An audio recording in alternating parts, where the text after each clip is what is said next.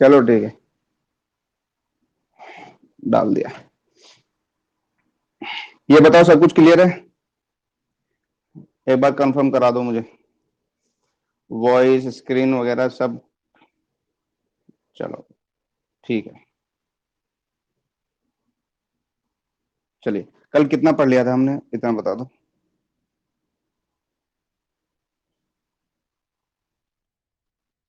कल शुड हो गया था, विल शैल वुड शुड ये हो गए थे कल, है ना? चलो नेक्स्ट देखो। नेक्स्ट जो हमारी मॉडल ऑक्सिलरी वर्ब है वो है मस्ट। Must must. तुम लोगों को दिख भी रहा है नहीं? दिख रहा है, दिख रहा है। देखो, मस्ट में ज्यादा दिमाग नहीं लगाना। नेसेसिटी और कंपल्शन को शो करता है ये। कंपल्शन का मतलब अनिवार्यता। जो भी काम अनिवार्य है, अनिवार्यता है, बहुत बहुत जरूरी है, उनके लिए हम मस्ट का यूज कर देते हैं। ठीक है, इस बात को हम समझेंगे सेंटेंस से।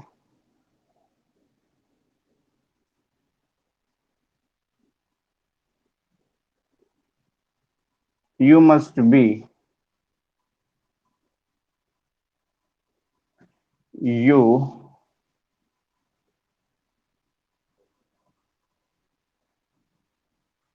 must be a respected person as everyone respects you। अच्छा, ये जो एज यहाँ पे लिखा हुआ है ना, इसका मतलब होता है ये, जिसे आप क्योंकि भी कह देते हैं ना, जैसे कि।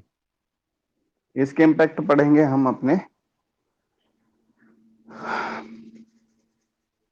चलो, दिख तो बिल्कुल बढ़िया रहा है।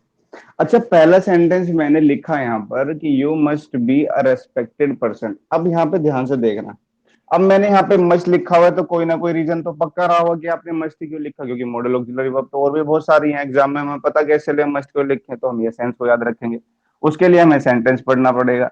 सेंटेंस पढ़ने के लिए हमें क्लोज बाद में दी गई है, एवरीवन रेस्पेक्ट्स यू। और ये सीधी सी बात है, जब ये क्लोज ऐड कर दी, जब हर कोई आपको रेस्पेक्ट करता है तो अब ये कंपलसरी हो जाता है कि आप रेस्पेक्टेड पर्सन हो। ठीक है भाई, जब हर कोई रेस्पेक्ट आपकी करता है तो अब तो कंपलसरी हो गया कि आप रेस्पेक्टेड पर्सन हो। तो हम यहाँ पे क्या लिख लेंगे? मस्ट लिख लेंगे। सेकंड सेंटेंस देखिए।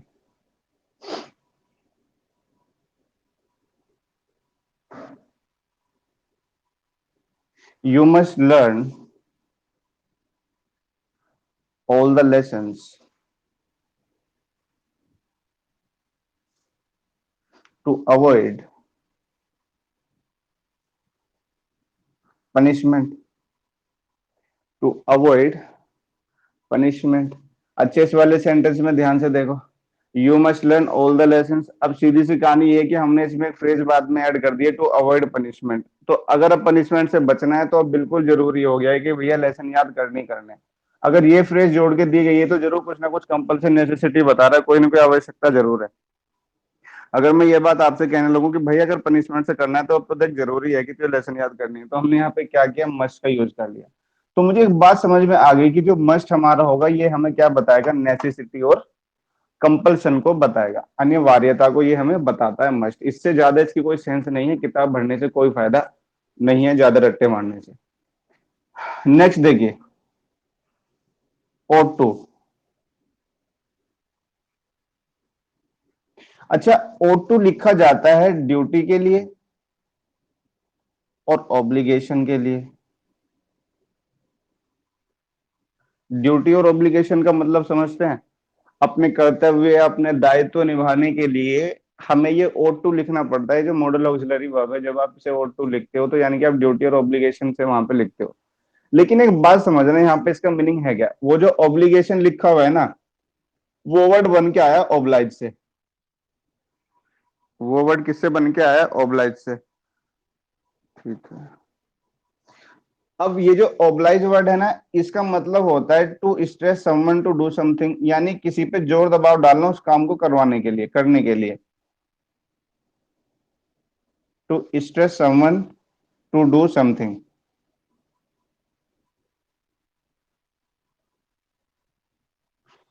ठीक है।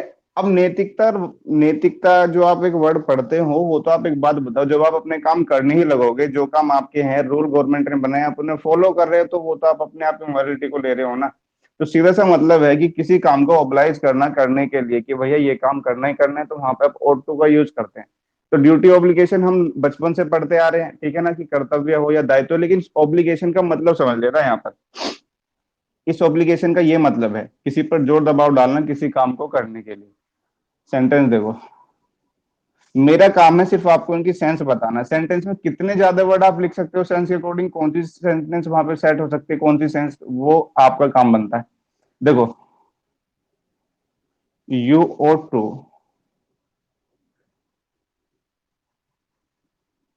फॉलो द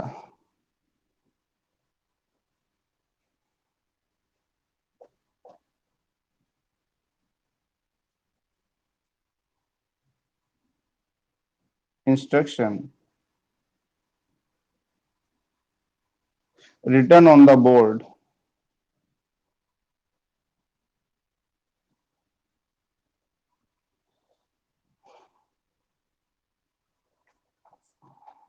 बातें तो देखो, अब ये सेंटेंस हमने लिखा, you owe to follow the instruction written on the board, ठीक है। तो सीधा सा मतलब भी कि ड्यूटी है हमारी, अब बोर्ड पर जो इंस्ट्रक्शन लिखे हुए हैं वो तो हमें फॉलो करने ही करने हैं, वो तो हमें करनी है, ड्यूटी है हमारी ऐसी। तो हमने यहाँ पे क्या लिख लिया, ओ टू को हमने मेंशन कर लिया। लेकिन अब बच्चों के साथ बड़ी दिक्कतें आ जाती हैं, जब बच्चे सेंटेंस पढ़ते हैं और वहां पे जब ये वर्ब फिल करने का नंबर आता है, जब बड़ी दिक्कत में आ जाते हैं। मैंने एक सेंटेंस लिखा, you should, you must, you ought to.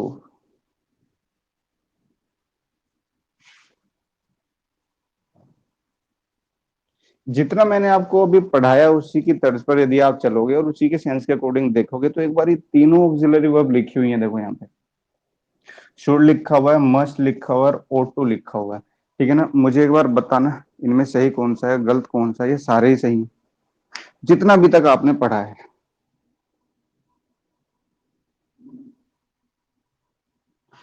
मुझे एक बार मैसेज कर दो भाई सभी।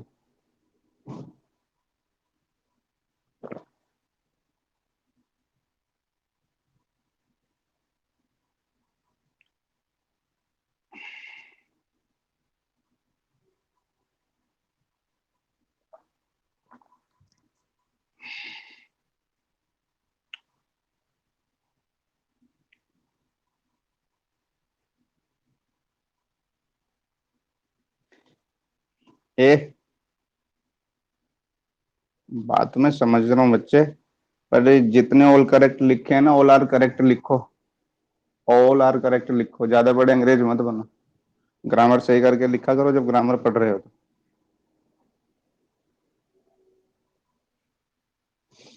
नहीं, कोई सामने वाला टकरा जाएगा ना किसी दिन, सीधा कह देगा कि तू क्या ग्रामर पढ़ रहा है, वर्ब कहाँ है सेंटेंस की, क्योंकि करेक्ट तो एडजेक्टिव होता है, ऑल हो गया सब्जेक्ट। हम्म, ठीक है। जो बच्चे ग्रामर पढ़ते हैं ना, और इंग्लिश जिन्हें बोलने का लिखने का शौक है, तो वो तो ध्यान रखा करें, ग्रामर का अपना एक एक वर्ड बिल्कुल सही लिखें। एक एक वर्ड, पंक्चुएशन भी क्यों ना हो, चाहे कोमा भी, या तो लिखो मत, और लिखो तो एक एक वर्ड एक्यूरेट करके। सिर्फ इतने इतने के लिए नहीं कि बच्चों को, सामने वाले को आपको बताना है कि हमें इंग्लिश आती है, आप लिख के देखिए एक बार ग्रामेटिकली करेक्ट करके, सामने वाले पे इम्पैक्ट अलग ही जाता है कि यार हमने चीजें कुछ और तरीके से सुनी है, बंदे ने ये बात अलग तरीके से लिखी हुई है, कुछ ना कुछ बात है इसमें। ग्रामर से सेट करके लिखा करो हमेशा। हमारे सर जिन्होंने हमें पढ़ाया, वो जब भी कभी अपनी पोस्ट डालते थे ना, एफबी पे, एक एक वर्ड ग्रामर का वही लिखते थे जो उन्होंने पढ़ा, जो उन्होंने पढ़ाया, ताकि बच्चे ये ना कह दें कि आप क्या लिखते हो और क्या नहीं। अच्छा, जितने बच्चे ये कह रहे हैं ना ऑल आर करेक्ट, चलो आंसर तो कुछ ही बच्चों के आए हैं। कितने बच्चों के आंसर हैं ये? 6 से 7 बच्चों के होंगे, 6 से 7 बच्चों के होंगे, ठीक है। चलो अब देखो ध्यान से। अब मुझे एक बात बताओ, यदि मैं कह लूंगा you should respect your elders, तो भी सही। हाँ नमस्ते, बहुत जल्दी आ गया तू। तुम्हारी ना आदत खराब हो गई है सबकी, रिकॉर्डिंग सेशन लगाने में। मैं इसलिए रिकॉर्डिंग लगा देता हूँ कि बच्चों ने फीस जमा की हुई है, ठीक है। वरना मैं बंद कर दूंगा बीच में। हम्म। कल संडे में सब तैयार रहे अपने खा पी के तसल्ली से बैठना। ठीक है। अब यहाँ पे ध्यान से देखो, जब हमने लिखा you should respect your elders तो भी सही था, सजेशन हो सकता है किसी के लिए। जब मैंने कहा you must respect your elders, बिल्कुल नेसेसिटी है, अनिवार्यता है कि ऐसा करना ही करना है अपने एल्डर्स का, ठीक है ना। जब ought टू लिखा तो ड्यूटी भी है। अब मोस्टली आप किसी ठीक ठाक किताब में पढ़ोगे तो शुड का और ought टू का मीनिंग एक ही कहीं ना कहीं कन्वे होता है, शुड का और ought टू का। लेकिन अब दिक्कत ये है कि अब हम इसे सही कैसे करें। अगर हमारे सामने एग्जामिनर ने कोई क्वेश्चन दे दिया तो क्या करें, तीनों आ सकते हैं तो तीनों ही लिखें क्या उसमें, नहीं, एग्जामिनर बड़ा तेज है, वो आपको क्वेश्चन बड़ा अच्छे तरीके से ढंग से करके देगा। अब देखो ध्यान से,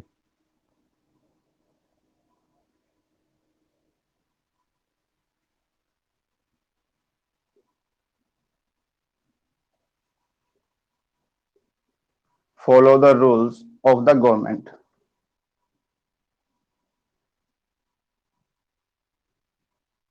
भाई मैंने इसी में लिख दिया ये अंदर, you should follow the rules of the government. Option आपके अब मैं लिख देता हूं यहां पर। पहला ऑप्शन शुड है, मस्ट है,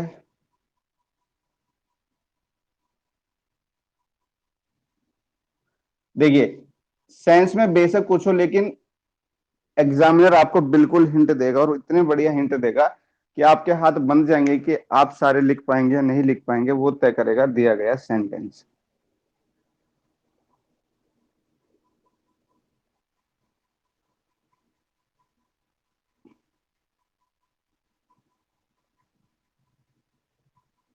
वंशिका डी, डोली यादव डी। हम्म। मोहित, तो भी बता दे भाई कुछ।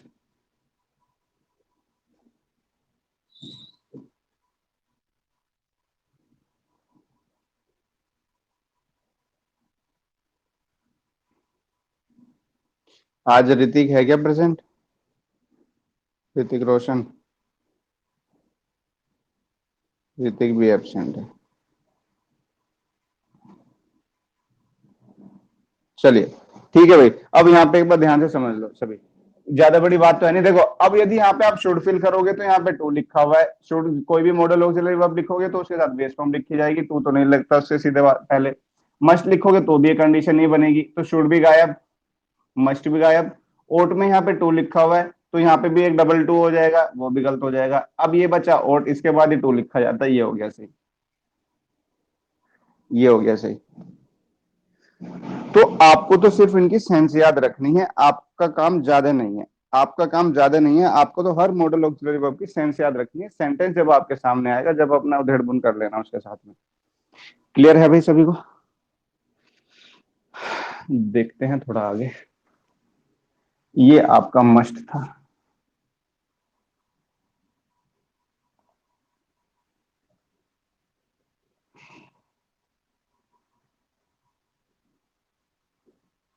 कुणाल दीपांशु का है आज?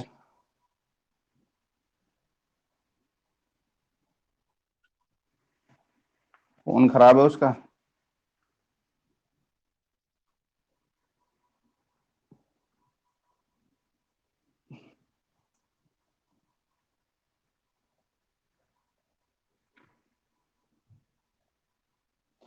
नेक्स्ट आ जाइए कैन पर।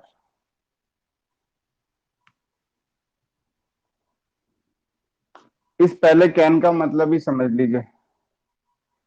इस कैन का मतलब होता है बी एबल या बी कैपेबल टू,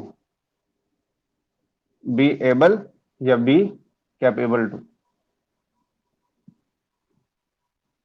यदि ये इसका मीनिंग है तो मुझे एक बात समझ में आ जाती है कि कैन का यूज मैं जब भी स्टेटमेंट में करता हूं तो वो एबिलिटी या कैपेसिटी को बताने के लिए करता है।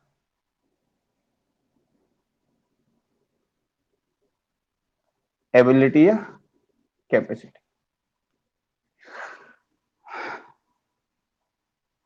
योग्यता और क्षमता। ठीक है, बच्चे एबिलिटी और कैपेसिटी में भी अंतर समझ लें। एबिलिटी होते हैं रिलेटेड टू नॉलेज, है ना, रिलेटेड टू माइंड। जो कैपेसिटी होती है ना, कैपेसिटी हो सकती है आपकी हेल्थ से रिलेटेड, आपकी क्षमता कितनी है, पावर, पैसा, मनी, ये सब। मैं सही बात बताऊं ना तो हिंदी में इसका एक वर्ड औकात भी होता है, जिसे आप स्टेटस भी बोल देते हैं कभी कभी। लेकिन ये औकात वर्ड सिर्फ हिंदी में ही अच्छा लगता है, इंग्लिश में नहीं। बात समझ में आती है? तो और ये भी बात ध्यान रखें, ये एबिलिटी या कैपेसिटी प्रेजेंट से रिलेटेड होगी, प्रेजेंट से रिलेटेड। प्रेजेंट की एबिलिटी या कैपेसिटी के लिए आप कैन का यूज करते हैं, और इसका ही अपना मीनिंग होता है बी एबल टू या बी कैपेबल टू। ठीक है, देखिए sentence, I can lift this box, I can lift this box. अब यहाँ पे ध्यान से देखना, अगर मैं आपको सही बात बताऊं तो ये किसी भी पर्सन या किसी भी सब्जेक्ट की एबिलिटी कैपेसिटी का शो करता है, तो नाउन या प्रोनाउन से रिलेटेड होता है कैन हमेशा। ठीक है, तो एक बात तो ये आगे कि जब मैं कहने लगा कि मैं बॉक्स को उठा दूंगा तो मैं कैपेबल हूं इसमें, तो ध्यान से रखिएगा ये आपको यहाँ पे कैपेसिटी बता रहा है, ऐसा मेरा मानना है। ठीक है,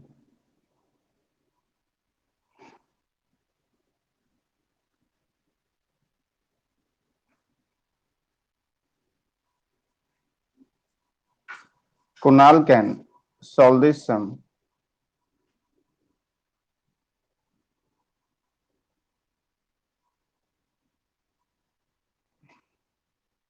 विद इन 5 सेकेंड्स। अब क्वेश्चन को सॉल्व करने की बात की जा रही है, तो यहाँ पे जो हमने कैन लिखा हुआ है ना, ये कैन हमें एबिलिटी बता रहा है।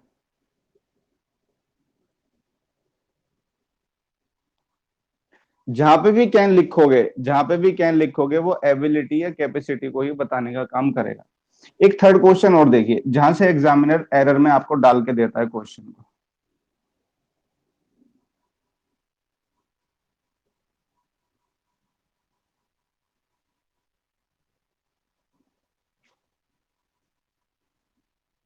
अभी इस पर थोड़ी और स्टडी बाकी है, मैं आपको सही बात बताऊं, क्योंकि मैंने इसमें भी चेंजेस आते हुए देखे हैं, तो जब तक मैं कंप्लीट स्टडी और नहीं कर लूंगा, क्योंकि अभी जो मैंने आपको एबल टू लिखा हुआ है ना, अभी मैं प्रीवियस ईयर पढ़ रहा था तो वहां पे उसमें एबल के बाद ऑफ लिखा हुआ दिया, और फिर उसके बाद जिरंड उन्होंने लिखवाया। तो ये मुद्दा बाद का है, जिरंड का है, लेकिन फिलहाल अभी आपको इतना याद रखना है, क्योंकि ये क्वेश्चन मेरे माइंड में भी अभी है। जब तक इन पे डीपली स्टडी नहीं कर लेता, जब तक आपके सामने भी और ज्यादा नहीं लेके आऊंगा। लेकिन फिलहाल जितना भी आपको ये मॉडल्स पढ़ाया जाएगा आपके लिए सारा कंप्लीट है, कोई टेंशन वाली बात है नहीं। ठीक है, नेहा यादव एक बार अनम्यूट होना।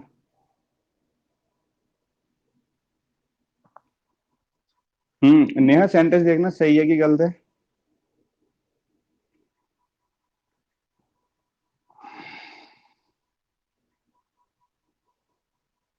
चलो, हाँ, ऐसा क्यों? दोनों बात तो एक ही है, सही बात है। अब हम उसे पढ़ने लगे ग्रामर, ग्रामर में नए नए वर्ड है कि सुपरफ्लुअस हो गया, फलाना हो गया, ढिमकाना हो गया। सुपरफ्लुअस को सब गोली मारो, क्यों बिना मतलब का प्रेशर ले रहे हो माइंड पे?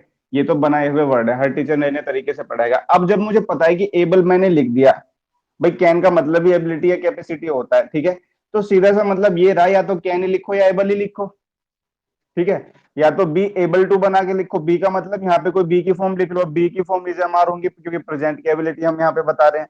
तो सीधी सी कहानी एक है, यदि इंप्रूवमेंट में आ जाए तो ऑप्शन लगा के देगा, तो ऑप्शन आपको बेहतर मिल जाएंगे। अब यदि यहाँ पे करेक्शन करना है, तो अभी तक कैन से बनाते हुए आ रहे थे, तो क्या कर लो, यहाँ पे बी की फॉर्म से बना लो। मेरा कहने का मतलब है कैन एबल और कैन कैपेबल कभी भी एक साथ नहीं आएंगे। नोट बना के लिख लेना, कैन के साथ एबल या कैपेबल का प्रयोग नहीं किया जाता। कैन के साथ एबल या कैपेबल का प्रयोग नहीं किया जाता, क्योंकि दोनों का सेम तो मीनिंग है। ठीक है, आप एक बात बताइएगा मुझे, अगर मैं कहने लगूं both the two hands are working well, तो ये किसे नहीं पता होगा, ये किसको नहीं पता होगा कि इस सेंटेंस में गलती है क्या? पहली बात तो जब मैंने बोथ लिख दिया तो बोथ तो लिखा ही दो के लिए जाता है, अगर मैं इस टू को नहीं भी लिखूंगा तो भी मुझे पता ही है दो ही हाथ है, तो भी मुझे पता ही है ना दो हाथ हैं। क्लियर है? तो इस तरह के सेंटेंस में अपने सेंस को प्रेजेंट रखें और अपने आप ही ध्यान रखें कि आपको क्या करना चाहिए था और आपने क्या किया। पहली कंडीशन आपकी कैन की ये हो जाती है। ठीक है, कि एबिलिटी या कैपेसिटी आप प्रेजेंट के बता देते हो और कैन के साथ एबल कैपेबल टू का प्रयोग कभी ना करें। दोनों में से कोई एक ही लिखें, इंप्रूवमेंट में अपने आप लिखवाएगा। कैन लिखवाना चाहता है या बी की फॉर्म से लिखवाना चाहता है वहां पे, वो उसकी मर्जी है। अब कैन का एक यूज और देखें। हाँ बिल्कुल।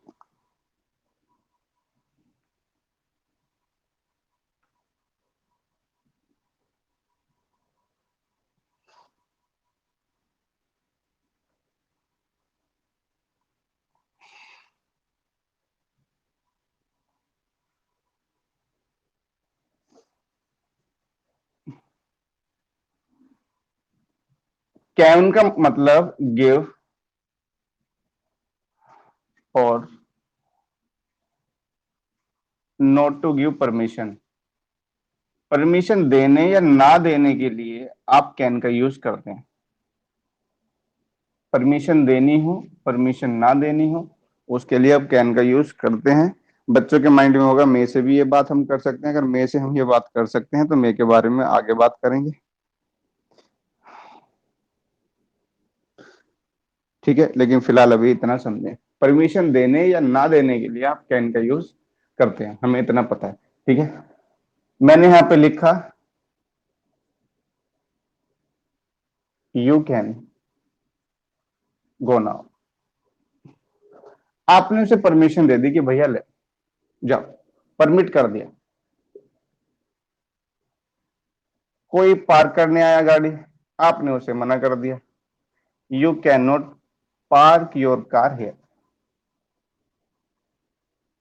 आपने उसे परमिशन नहीं दी। ठीक है ना। और नॉर्मली तो आप जब मना करते हैं किसी को तो भैया कैन का यूज कर लिया करो। किसका यूज कर लिया करो? कैन का यूज कर लिया करो, वरना मे का भी यूज अभी करा देंगे जब हम मे पढ़ेंगे। तो फिलहाल कैन के बारे में ये बात याद रखें, किसी को परमिशन देने, किसी को परमिशन ना देने के लिए भी आप कैन का यूज करते हैं। क्लियर है बात? अब मेरी एक बात समझिएगा, जितने बच्चों को किताब का बुखार चढ़ चुका है थोड़ा सा, जिन्होंने कुछ ज्यादा ही पढ़ लिया किताब में से, उनके लिए थोड़ी राहत भरी खबर है मेरी तरफ से कि कैन की इतनी ही यूज है। मेनली जो कैन के यूज है एबिलिटी और कैपेसिटी को देखते हुए, लेकिन जब आप बुक में जाएंगे तो वहां पे और आपको यूजेस मिलेंगे। ठीक है, लेकिन वो कहीं ना कहीं सब यहीं से रिलेटेड है। बुक्स का कहना है कि जब भी आप किसी को ऑफर कोई देते हैं, किसी को कोई ऑफर आप करते हैं कि भैया तुम्हारा काम ये मैं कर लूं क्या, तो वहां पे भी आप किसका यूज करते हैं? कैन का। ठीक है, कि कैन आई हेल्प यू। आपने क्या कहा? Can I help you solve this sum. Clear है? अब ये सेंटेंस में लिख देता हूं यहां पर, अभी आपको कुछ नहीं करना, कुछ नहीं लिखना, क्योंकि जो लिखना था वो लिख लिया।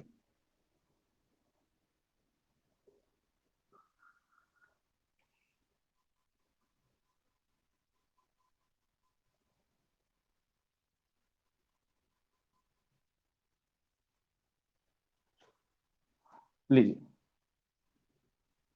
अब इस सेंटेंस में आप मुझे बताएं कि जब भी ये ऑफर ही है, आपने ऑफर रखा होगा किसी के सामने। मान लिया कोई इंसान क्वेश्चन सोल्व कर रहा होगा, आपको लगा कि भाई उससे हो नहीं रहा, तो आपने क्या कहा? दिया ला भाई मैं तेरी हेल्प कर देता हूँ। ये ऑफर ही।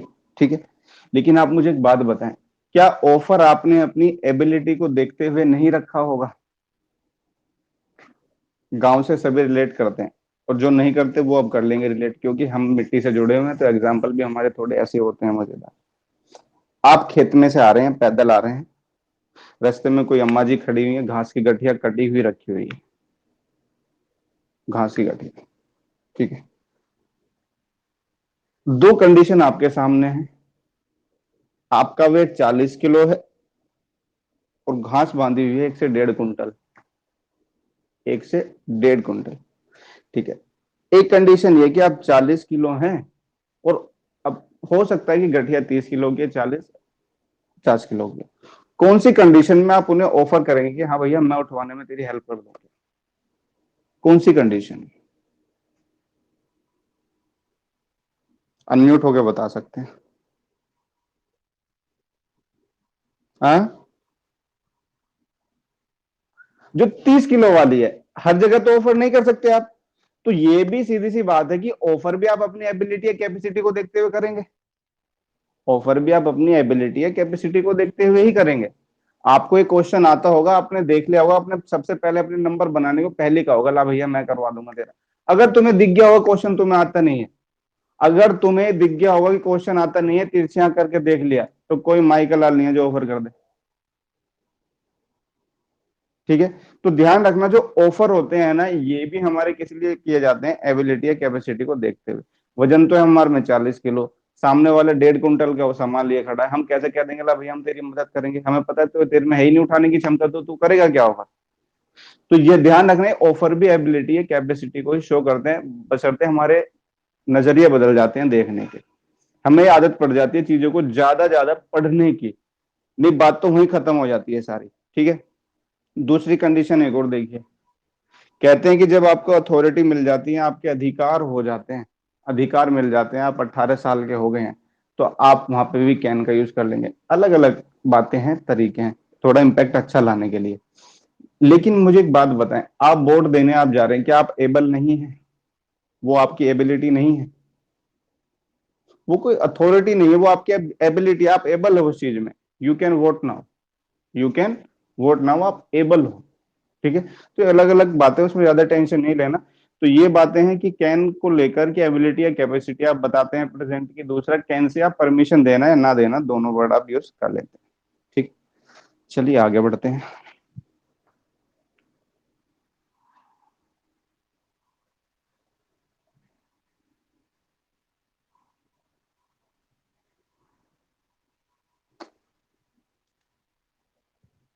देखो नेक्स्ट, कोड।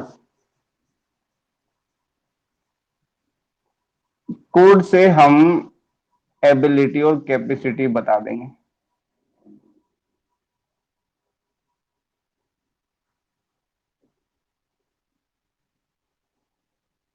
लेकिन ये पास्ट की होंगी, ये प्रेजेंट की नहीं होंगी। सारा मैटर वही है, ये पास्ट की होंगी, ये प्रेजेंट की नहीं होंगी। एबिलिटी और कैपेसिटी पास्ट की। देखिए,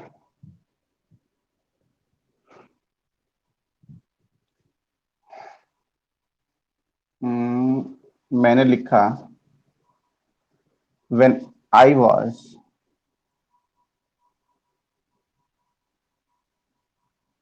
15 years old,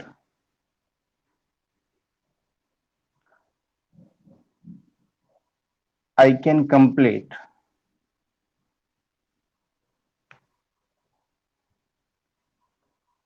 a mile in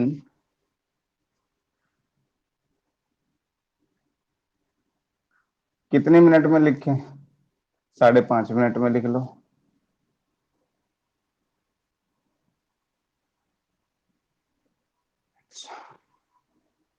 एक बार देखो सेंटेंस को,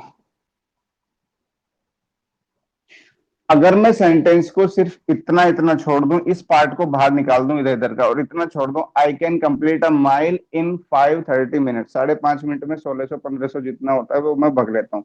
ये मेरी एबिलिटी प्रेजेंट की है। लेकिन आपको हिंट मिला हुआ है बिल्कुल,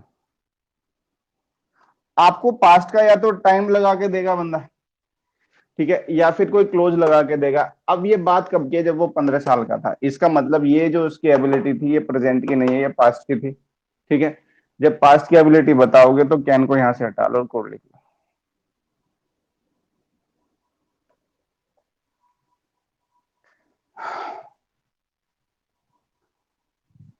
बात समझ में आ गया। ठीक है। एक और देखो,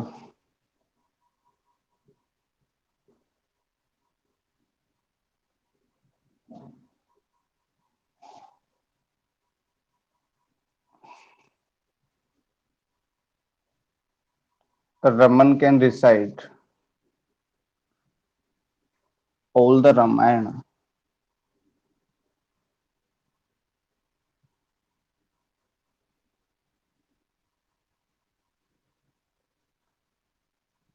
when he was only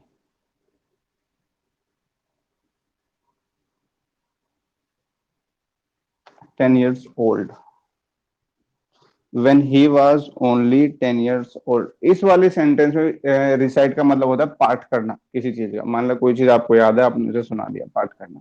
ये 10 साल पहले की बात है, मतलब जब वो 10 साल का था, जब वो 10 साल का था, जब वो रामायण को क्या कर देता था, रमन रिसाइट कर देता था। पास्ट की एबिलिटी है साहब।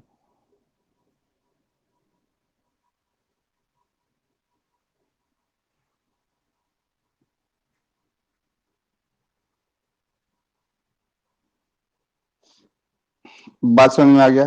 तो पास्ट की आप एबिलिटी या कैपेसिटी को बताने के लिए आप किसका यूज कर लेते हैं, कुड का यूज कर लेते हैं। ठीक है, कुड का यूज आप कर लेते हैं। अब यहाँ से हम क्लोज से रिलेटेड कुछ क्लोज बाद में लेके चलेंगे। अब कुड का एक यूज और देख लीजिए जो आपने पहले पढ़ चुका है, कुड वुड की सेंस में।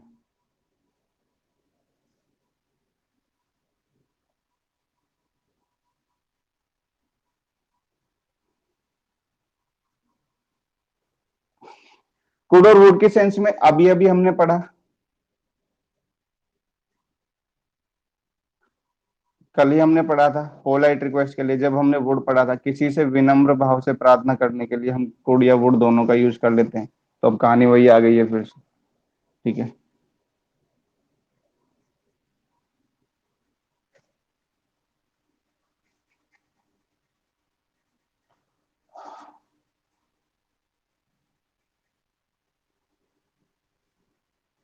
Could you please go with me to Lucknow. तो ये मैं किसी विनम्र भाव से प्रार्थना कर रहा हूँ कि भाई क्या तुम चलोगे मेरे साथ में लखनऊ तक। ठीक है, तो इसका मतलब क्या है, यहाँ पे मैंने कोड लिख दिया पोलाइट रिक्वेस्ट के लिए। अब यहाँ पे कोड और वुड दोनों आ सकते हैं क्योंकि कोड पढ़ रहे हैं, तो हमने यहाँ पे क्या लिख दिया, कोड ही लिख दिया।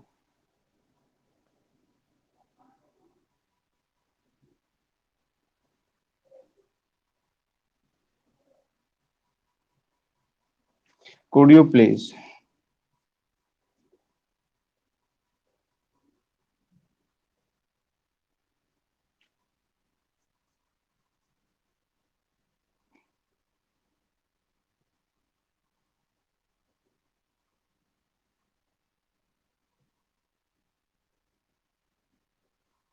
मैंने कहा भाई क्या तुम मुझे अपने दोस्त से मिलवा सकते हो प्लीज। ठीक है, तो इसका मतलब क्या है कि मैंने आपसे रिक्वेस्ट की है, मैंने आपसे क्या की है, रिक्वेस्ट की है। तो यहाँ पे भी हमने किसका यूज कर लिया, कुड का यूज कर लिया। कोड का पहला यूज एबिलिटी कैपेसिटी फास्ट के बताने के लिए, कोड का सेकंड यूज पोलाइट रिक्वेस्ट करने के लिए किसी से, वहां पे आप कोड का यूज कर लेते हैं। ठीक, एक और देखो।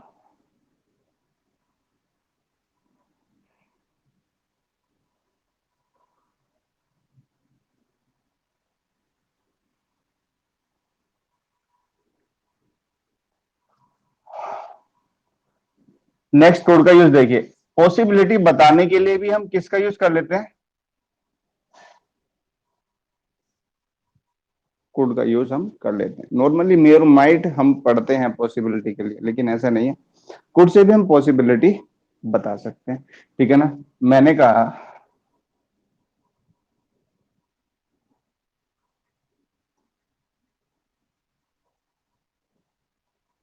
My father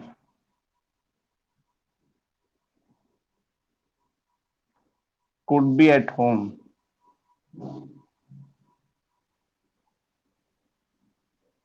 at this time. ये मैंने एक संभावना बताई है कि भैया इस टाइम मेरे पिताजी वहां पर हो सकते हैं। ठीक है ना, मैंने अभी एक संभावना बताई है कि my father could be at home at this time. आप एक बात मान के चले, नॉर्मली कोड को हम लिखते भी कहाँ हैं, जब चीजें हमें लगती हैं कि पॉसिबली ऐसा हो और हमें लगता है कि वो अप्रोक्सीमेट ऐसा हो। हाँ, मान लिया मैंने आपसे किसी की एज पूछी, मान लिया कोई लड़का है, मान लिया मैंने मनीष की एज आपसे पूछ ली, कोई उसको जानने वाला है, मुझे पता नहीं। ठीक है ना, मैंने कहा हाउ ओल्ड इज ही। ठीक है, अब आपने मुझे एज बताई, आपको अप्रोक्सीमेट पता हो कि उसकी उम्र 19 साल है, 20 साल है। ठीक है, तो आपने सीधा सीधा क्या कहा, एक संभावना आपने बताई और आपने मुझे आंसर के तौर पर एक बात बता दी कि he could be 20, he could be 16, he could be 17, he could be 20 years old.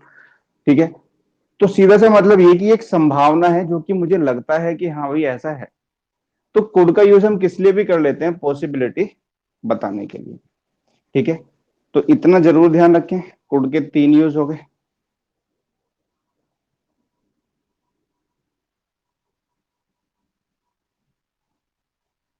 अब नॉर्मली जो अब नेक्स्ट यूज मैं आपको पढ़ा रहा हूँ वो वहीं पे खत्म कर देना चाहिए था मुझे, लेकिन फिर भी देख लो। कुड, पास्ट ऑफ कैन, बात तो सारी वहीं खत्म हो गई थी, लेकिन घुमा फिरा के बात तो वही है। अब कंडीशन वही है कि यदि प्रिंसिपल क्लोज आपकी पास्ट में है, if principal clause past, then जो सबऑर्डिनेट क्लोज होगी वो भी पास्ट में, जो भी हमने वर्ड और शुड किए थे, मस्ट बी इन पास्ट। बस अब क्लोज की बात आ जाएगी, अगर वो पास्ट तो वो भी पास्ट। ठीक है, देखो कैसे।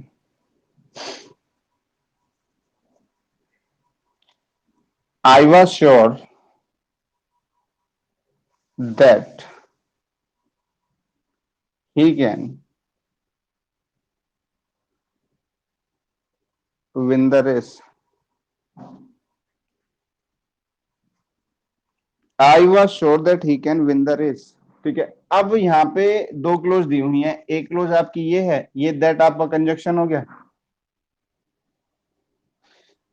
जिस क्लोज के साथ कंजक्शन लग गया वो हो गई सबऑर्डिनेट क्लोज। ठीक है, अब ये क्लोज आपके पास्ट में है, ये सभी को पता है, वाज लिखा हुआ है। अच्छा, जो ये पास्ट है तो ये तो प्रेजेंट में लिख दिया, ठीक है ना, इसे भी पास्ट में भेजो प्लीज। ये हो गया आपका पास्ट। ये आपके कुड के यूज थे, एबिलिटी कैपेसिटी पास्ट के आप कुड से बता लो, आप पॉसिबिलिटी बता लो, पोलाइट रिक्वेस्ट आप बता लीजिए, और कभी कभी आपको कैन का पास्ट कुड करना पड़ता है प्रिंसिपल क्लोज के अकॉर्डिंग।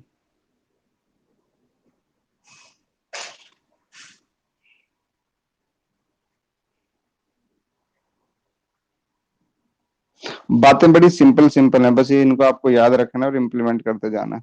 जब भी कोड आपके सामने आ जाए तो ये सारे यूज दिमाग में घूम जानी चाहिए, वुड जब भी आपके सामने आ जाए तो सारे यूज दिमाग में आ जानी चाहिए, किसी भी एक रूप में वो आपके सामने मिल सकता है।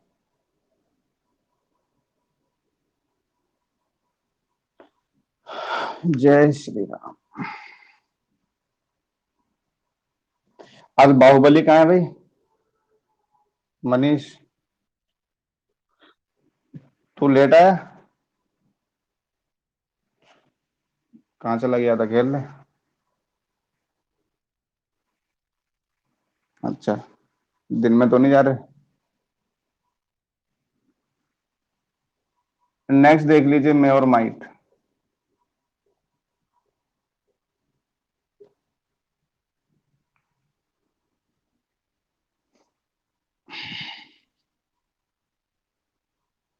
मे एंड माइट, अब ध्यान से समझिएगा थोड़ा। ये जैसे कि जब भी कोई मॉडल पढ़ता है तो सभी को पता होता है कि मे और माइट पॉसिबिलिटी बताने के लिए बहुत ज्यादा वर्ड यूज किए जाते हैं। पॉसिबिलिटी, संभावना, लेकिन दोनों में फर्क क्या है कि एक रिमोट पॉसिबिलिटी को बताता है, ठीक है ना, एक नियरनेस पॉसिबिलिटी को बताता है, यानी कि एक ज्यादा और एक कम। ठीक है, हमेशा ध्यान रखना, इससे हमें ज्यादा पता चलेगा मोर पॉसिबिलिटी का, और इससे हमें पता चलेगा लेस पॉसिबिलिटी का। यानी कि मैं हमें बताएगा ज्यादा संभावना को, और ये हमें बताएगा कम संभावना को। ठीक है, आ जाओ अपना उन्हीं सेंटेंस पे, कर लो बारिश।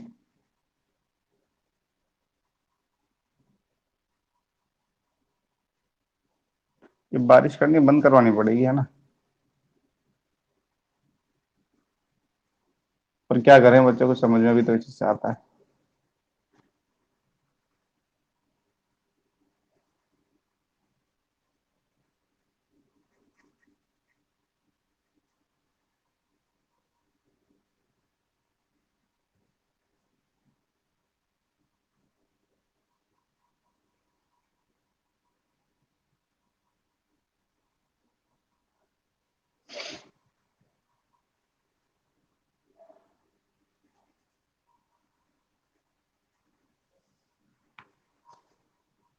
डोली यादव एक बार अनम्यूट हो जाओ, दोनों में वर्ब फिल करो, मे एंड माइट।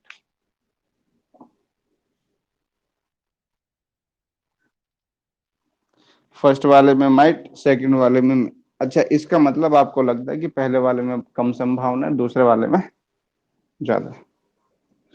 ठीक है, ये बात आपको कैसे पता चली?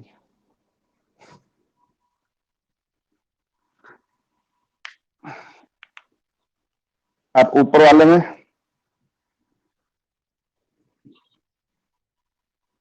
अगर ऊपर वाले में यदि डिफाइन है नहीं तो पता कैसे चला कि संभावना ज्यादा है कि कम है? क्योंकि ना तो उसने अभी कम का, कम के लिए कुछ लिखा है, भाई उसने कुछ ऐसा भी तो नहीं लिखा ना कि कम है संभावना। कुछ ऐसा सेंटेंस आगे लिखा हुआ होता तो मैं पता चल जाता, जैसे नीचे वाले में पता चल गया। एग्री करते हो ना इस बात से तो? और ऊपर वाले में ये भी नहीं लिखा कि ज्यादा संभावना है, कुछ ऐसा वहां भी लिखा भी नहीं हुआ, ना कम के लिए ना ज्यादा के लिए।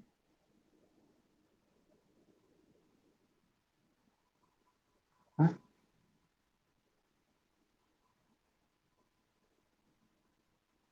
अगर पहले वाले सेंटेंस में मैं ये लिख दूं, it may might rain today as the sun is shining in the sky, तो कितने लोग एग्री करते हैं कि यहाँ पे माइट आ जाएगा?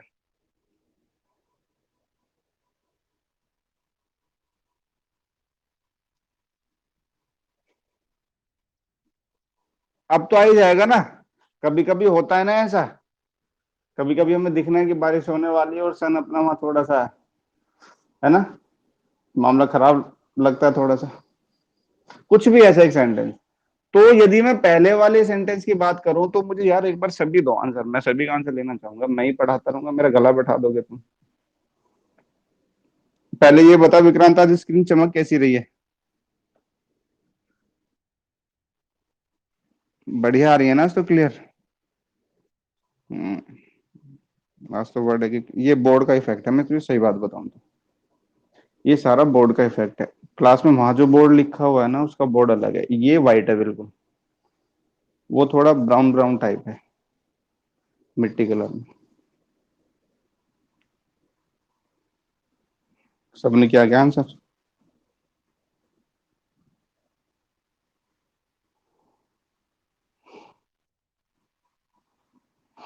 हाँ, फर्स्ट वाले का दें बस सभी आंसर, फर्स्ट वाले का। देखो, फर्स्ट वाले में बिल्कुल ध्यान से समझ लो, कोई हिंट हमें है ही नहीं वहां पे, ना ज्यादा का ना कम का, ना ज्यादा का ना कम का। जो बच्चे कह रहे थे लिखा ही नहीं हुआ तो हम कम मान लेंगे, तो फिर कम क्यों, ज्यादा मानो ना। भाई जब मानना ही है तो कम क्यों? कहने वाले की बात हुई कि एक आदमी ने ना रोटी ले रखी थी, खाली रोटी थी, और ऐसे करके मजे में खा रहा था आंख बंद करके, स्वाद लेके पूरा। ठीक है, वो ये कहता है कि तू रोटी पे लगा क्या रहा है, इस पे तो कुछ भी नहीं है। वो कह रहा है कि मैं ना सोच रहा हूँ कि इस पे चटनी है। उसने कहा भाई जब सोचना ही है तो बड़ा क्यों नहीं, सोचना है तो रसगुल्ले क्यों नहीं, रसमलाई क्यों नहीं, सोचने में कोई पाबंदी थोड़ी है। ये बात तो सही है ना, है ना?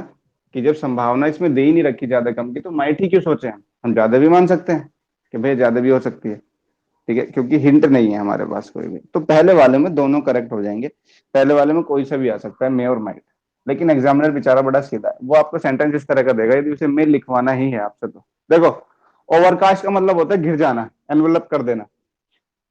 अब पूरे जो है ना, स्काई जो आसमान है वो ब्लैक क्लाउड से घिर चुका है, इसका मतलब संभावना ज्यादा बढ़ गई है। गारंटी अब भी नहीं है होगी या नहीं होगी, लेकिन संभावना अब ज्यादा है, बढ़ गई है। अब उठा लो रे, भागो रे, खाट उठा उठा के, बादल गरजे, भग लो। लो जी, मैं लिख लो, अब मैं लिख लो। क्लियर? चलिए नेक्स्ट न्यूज देखिए मे का। ये कहानी थी मे माइट की एक। नेक्स्ट देखिए।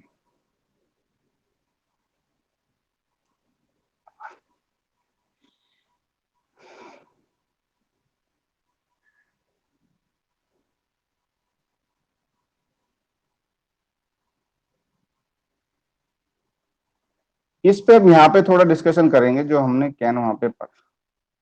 यूज टू टेक परमिशन, अनुमति लेने के लिए हम किसका यूज कर लेते हैं? मे का। लो सभी परमिशन एक बार किसी भी एक सेंटेंस से, सभी के सभी लो। परमिशन लो। परमिशन ही नहीं लेंगे अब। बचपन में नहीं ली थी स्कूल में? सीबीएसई से कितने बच्चे पढ़े हुए हैं यहाँ पे, एक बार अनम्यूट करके बताना।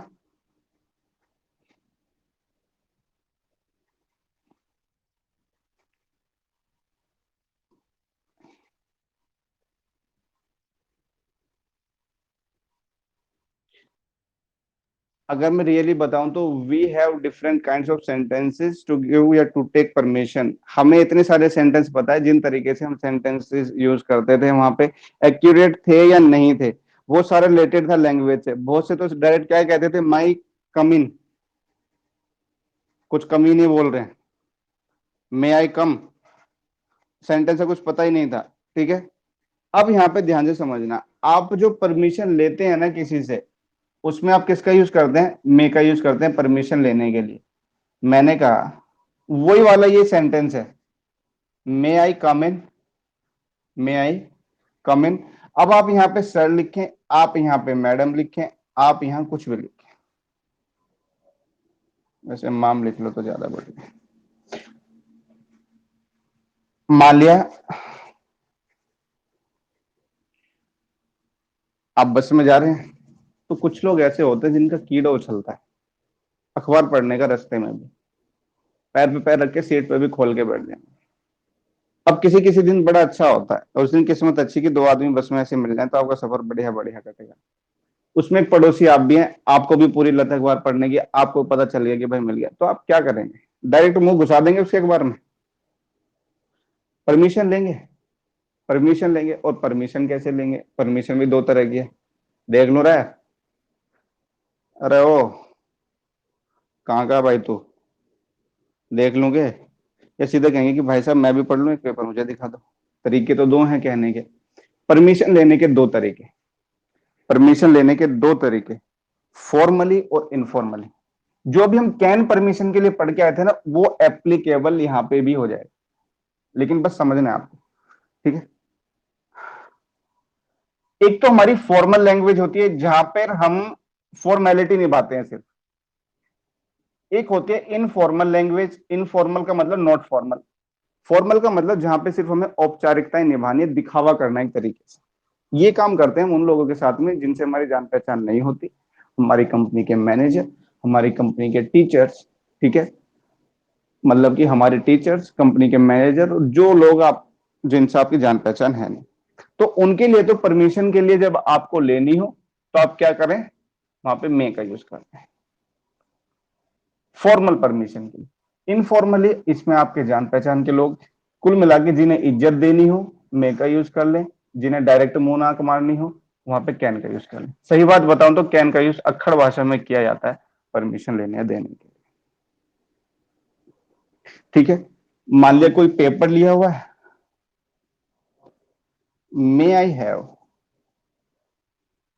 मे I have a look at your newspaper. वो घर से लड़के भी आएगा ना, तो भी आपको पकड़ा देगा, तो भी आपको पकड़ा देगा। ठीक है। हिंदी में और इंग्लिश में दोनों में यही असर है। हिंदी में हम अपने तौर तरीकों से बताते हैं कि कितनी सभ्यता हम में है, इंग्लिश में ये वर्ड आपको आपके तरीके बताते हैं। जब आप मे लिखते हैं तो वहां पे आपकी सभ्यता को बताया जाता है, जब आप कैन लिखते हो तो वहां पे क्या लिखा जाता है, आपको लगता है कि ये जान पहचान वाला होगा, है ना? दोस्त बैठा हुआ है, घर से बाहर जाना है आपको, जा रहा हूँ भाई मैं, जा रहा हूँ भाई मैं, वो कह रहा है ठीक है चला जा जल्दी आ जाइए।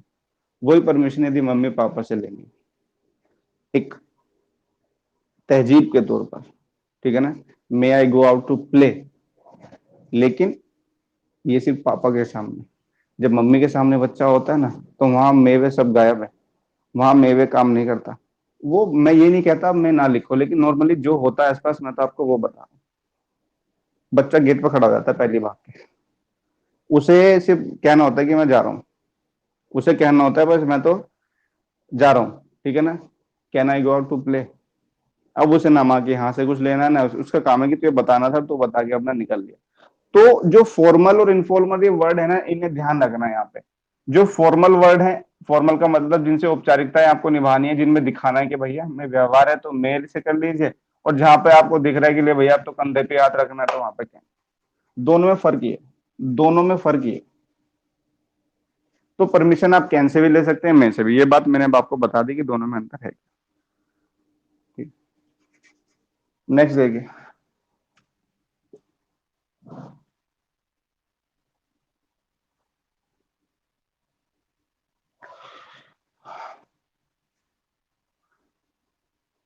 मे का एक और यूज देखो। मे से आप पर्पस भी बताते हैं।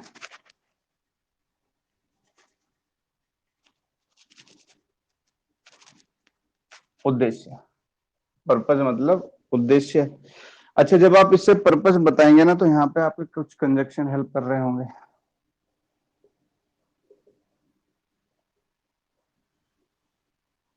जैसे सो दैट है, इसी का बिल्कुल मीनिंग इन ऑर्डर दैट। और कभी कभी दैट का भी यही मीनिंग होता है। इस दैट के कई मीनिंग है, इस दैट के कई मीनिंग है। पर्पस बताने के लिए हिंदी में आप इसे ये बोलते हैं,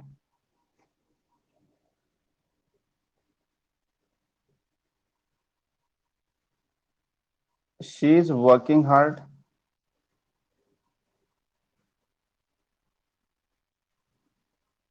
she is working hard so that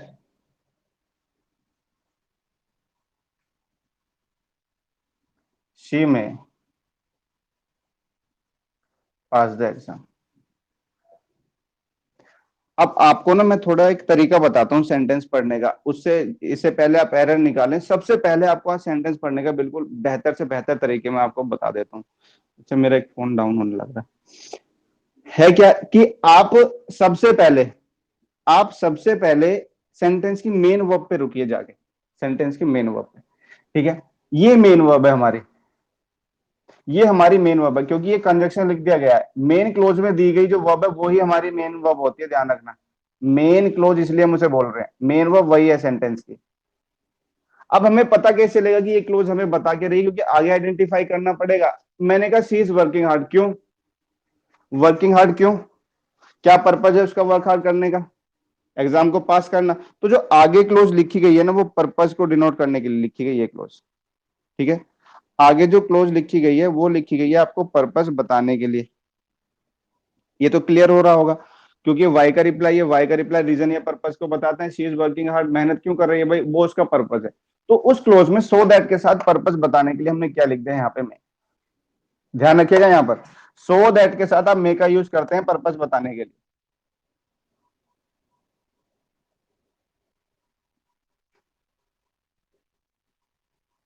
she comes here daily, क्यों, इन ऑर्डर दैट, अब इन ऑर्डर दैट मिले, सो दैट मिले, या कभी कभी दैट को भी इस सेंस में आपको देखना पड़ेगा।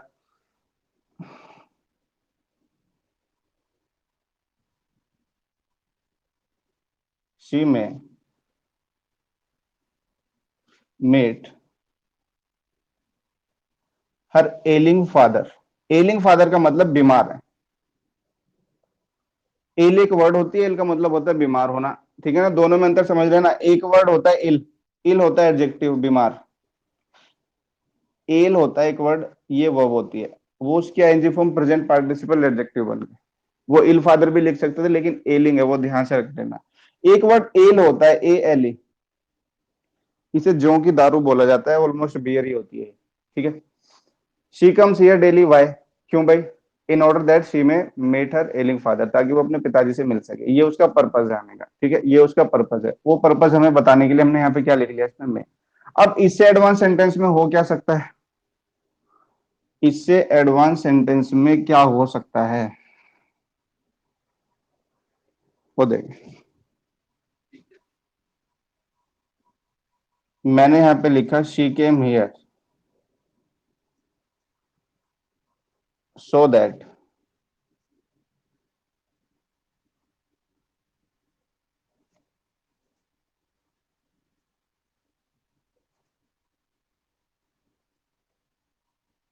एक बार सभी इसका आंसर तो करो,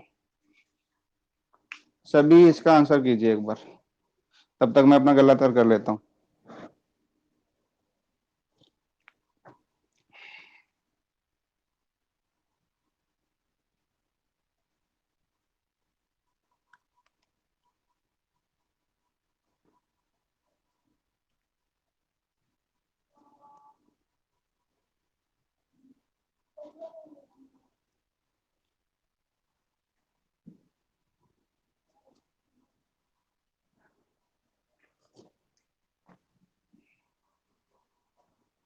अरे वाह, बड़ी मेहनत कर रहे हैं।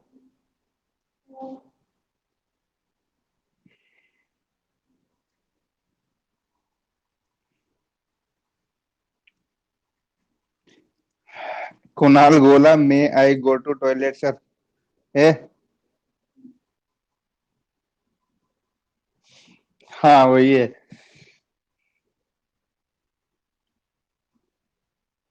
ये विक्रांत कह रहा है ये सीयू में।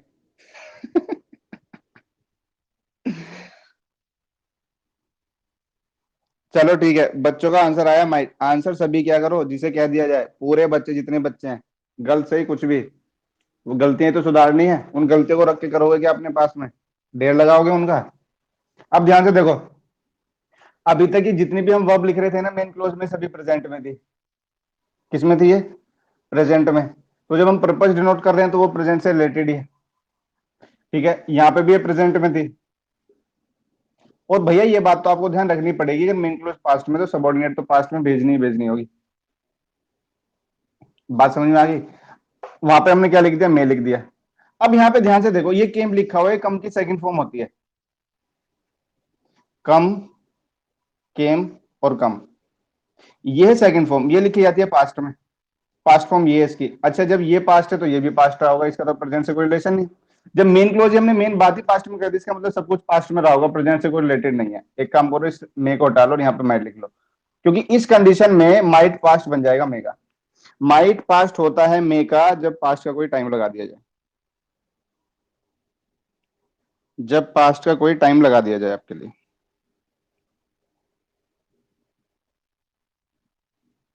क्लियर है? सो दैट के साथ मे कंजक्शन का यूज, उसका यूज कर रहे हैं मॉडल ऑक्सिलरी वर्ब का। यदि मेन क्लोज आपके पास्ट में दे दी जाए तो फिर वहां पे काम करना, वहां पे मे को माइट में चेंज कर लेना।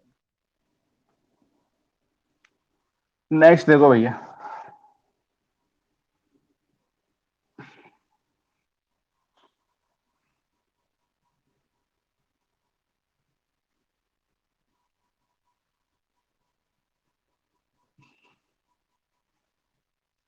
कल संडे है, कल भरमार क्लास चलेगी, ध्यान रखना सभी। पेपर कल ही चेक कराऊंगा मॉडल का, संडे में ही।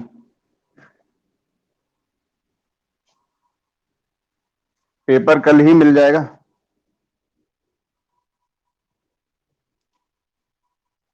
और कल ही कराऊंगा।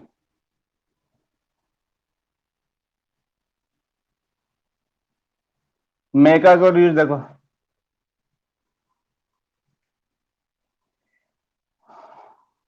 आप लिखो फिर मैं बताता हूँ। यूज्ड इन ऑप्टेटिव सेंटेंसेस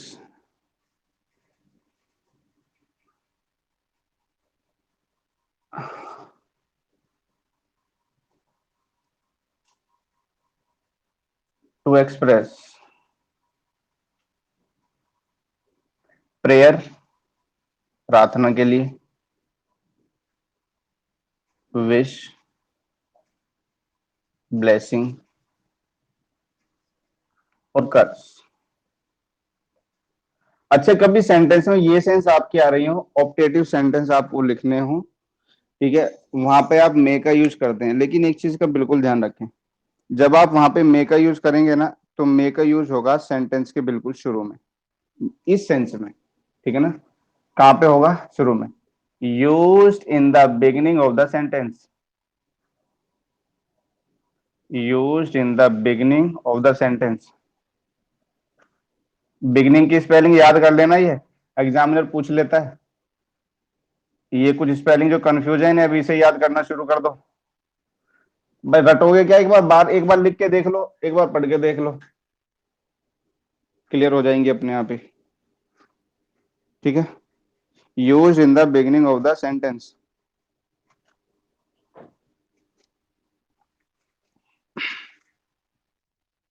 देखो कैसे।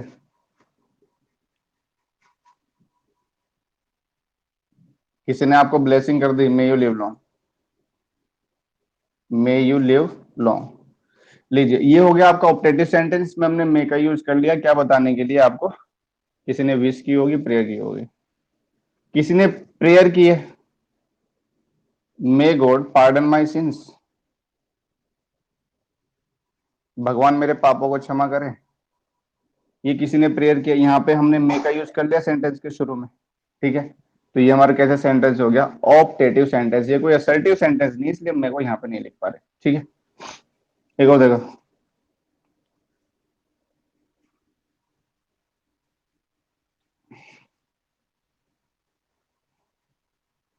किसका नाम लिखें,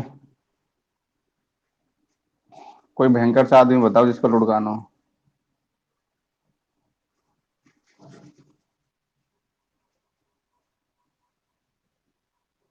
मैं कालिया डाई इन हार्नेस।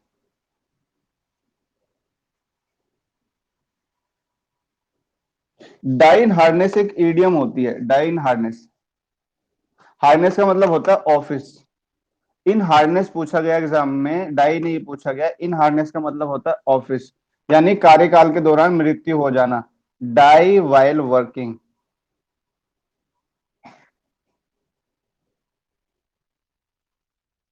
डाई वाइल वर्किंग, कार्यकाल के दौरान ही मृत्यु हो जाना। इसका मतलब, तो ये किसी को शाप दे दिया गया, मे कालिया डाई इन हार्नेस। तो ये एक मे का यूज था कि ऑप्टेटिव सेंटेंसेस में आप सेंस के तौर पर, ऑप्टेटिव सेंटेंस होते क्या है, ऐसे सेंटेंस जहां पे किसी के लिए प्रे की जाए, जहां पे किसी को विश किया जाए, ब्लेसिंग दी जाए, उसको शुभकामनाएं दी जाए, कर शाप दे दिया जाए। इस तरह के सेंटेंस हमारे ऑप्टेटिव सेंटेंसेस होते हैं। ठीक है, वहां पे हम मे का यूज करते हैं सेंटेंस के शुरू में, और देखो वहां पे एक साइन लगा हुआ है, ऑप्टेटिव साइन।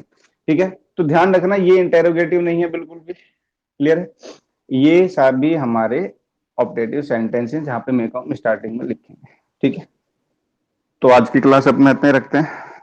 कल बिल्कुल टाइम से आए सभी। कल पे, कल मेरा भी मूड यही है। अच्छा पहले ये बताओ, कल कितने बच्चे शाम को पढ़ेंगे।